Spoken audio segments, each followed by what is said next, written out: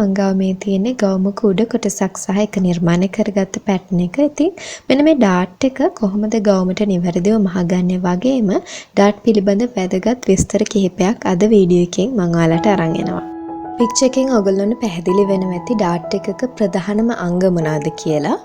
සාමාන්‍යයෙන් ඇඳුමක් මහනකොට විවිධ ස්ථානවල ඩාට් නිර්මාණය කරනවා. මම මෙතනදී ඇඳුමක උඩ කොටස ඉදිරිපස ප්‍රධානම ඩාට් මොනවාද කියලා ඔයගොල්ලොන්ට අරන් එනවා. පළවෙනි ඩාට් වර්ගය තමයි උරහිස් මත නිර්මාණය කරගන්න ඩාට්. ඊළඟට කර රේඛාව මත නිර්මාණය කරන ඩාට්. ඒ වගේම අත් විවරය පදනම් කරගෙන නිර්මාණය කරන ඩාට්. ඊළඟට ඉන රේඛාව මත නිර්මාණය කරන ඒවා. ඒ වගේම මෙතන විශේෂ අනෙකුත් ඩාට් කීපයක් මම අරන් ඇවිල්ලා තියෙනවා. ඔයගොල්ලෝ මේ දකින්නේ මීට කලින් වීඩියෝ එකක මම පැටර්න් එක මත කොහොමද ඩාට් එක නිර්මාණය කරගත්තේ කියලා මම ඩිස්ක්‍රිප්ෂන් බොක්ස් එකේ ඔයාලට මේ වීඩියෝ එක ෂෙයා කරන්නම්. මුලින්ම මම පැටර්න් එක භාවිතා කරලා ඒ මත ඩාට් එක නිර්මාණය කරලා පෙන්නන ඔයගොල්ලෝ උදාහරණයක් විදිහට the standard waist කියන ඩාට් එක තමයි මම මෙතන ඇප්ලයි කරලා තියෙන්නේ. ඒක ගොඩක්ම සරල ඩාට් එකක්. ඔන්න ඩාට් එක නිර්මාණය කරගෙන ඉවරයි. පැටර්න් එකේ පිටුපස්ස මේ වගේ තියෙනවා. ඒත් එක්කම වෙන මේ මම පෙන්නන රේඛාව එක තමයි ගවුමටත් ඇප්ලයි කරගන්න ඕනේ ඩාට් එක විදිහට. දැන් ගවුමේ ඩාට් එක නිර්මාණය කරගන්න ගවුමේ උඩ කොටස මේ වගේ කන පිට පැත්තට හරව ගන්න ඕනේ. මම මේ ගවුමේ උඩ කොටස ඩාට් එක නිර්මාණය කරන්න කලින් ඇඳලා බැලුවා. ඒකට මට හිතුණා උස ප්‍රමාණය ටිකක් වැඩි අඩු කරන්න ඕනේ කියලා. ඒක තමයි මම මෙතන පොයින්ට් එකක් විදිහට මාක් කරන්නේ. ඊළඟට ශරීරයේ පැද්දි මිනුමක් වෙන පපුවේ මධ්‍ය ලක්ෂයේ ඉඳලා කිහිල්ලට තියෙන දිග තමයි මෙතන අඟල් 5මාරක් විදිහට මම මාක් කරන්නේ. ඊළඟට මම මේ මාක් කරගත්ත පොයින්ට්ස් දෙක මේ විදිහටම අනිත් සයිඩ් එකෙත් මේ වගේ මාක් කරනවා.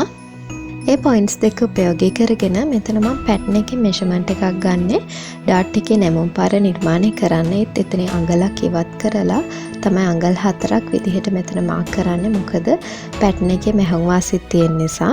අනේ ඩාට් දෙකේම නැමුම් රේඛාවල් මම නිර්මාණය කරගෙන තියෙන්නේ. ඊළඟට ත්‍රිකෝණාකාරව පාදයන් නිර්මාණය කරගන්න බේස් එක ඇඳ ගන්න ඕනි. එතනදී සෙන්ටිමීටරය ගන්න දෙපසට සිටින පරිදි මෙන්න මේ වගේ කුඩා සරල රේඛාවක් ඇඳගෙන ත්‍රිකෝණාකාරව පාදයන් දෙක නිර්මාණය කරගන්නවා. මේ වගේම අනිත් සයිඩ් එකේ ඩාට් එකත් මම නිර්මාණය කරගන්නවා. මම මෙතනදී මාකර් පෙන් එක යූස් කරන්නේ ඔයගොල්ලන්ට පැහැදිලිව පේන්න ඕන නිසා. ඒත් ෆැබ්‍රික් චෝක් එකකින් ඇඳ ගන්නව නම් තමයි ගොඩක්ම හොඳ. අන්න දැන් මේ වගේ ඩාට් දෙකම මම නිර්මාණය කරගෙන ඉවරයි. ඊළඟට මේන් ෆැබ්‍රික් එකයි ලයිනින් එකයි කියන මේ කොටස් දෙකම එකමත් එක තියෙන විදිහට ඩාට් එකේ නැමුම් පාරින් මේ වගේ නමා ගන්න ඕනේ. ඊළඟට සවින් පින්ස් ගහ ගන්නව නම් ගොඩක් හොඳයි. ඒත් එක්කම ඩාට් පොයින්ට් එකේ ඉඳලා පාදයන් දිගේ පහළට එනකම් බේස් එක දක්වාම මහ ගන්න ඕනේ. පළවෙනි වතාවටම ඔයගොල්ලෝ ඩාට් එක මහන කෙනෙක් නම් ගොඩක්ම සැලකිලිමත් වෙන්න ඕනේ ත්‍රිකෝණාකාරව මේ හැඩය පවත්වගෙන මහ ගන්න. මහලා ඉවර වුණාම ඩාට් එකේ කන පිට පැත්ත මෙන්න මේ විදිහට තියෙනවා. නිනම් ඒ කොටස කපලා ඉවත් කරන්න පුළුවන්. ඒ වගේම හොඳ පිට මෙන්න මේ විදිහට තමයි තියෙන්නේ.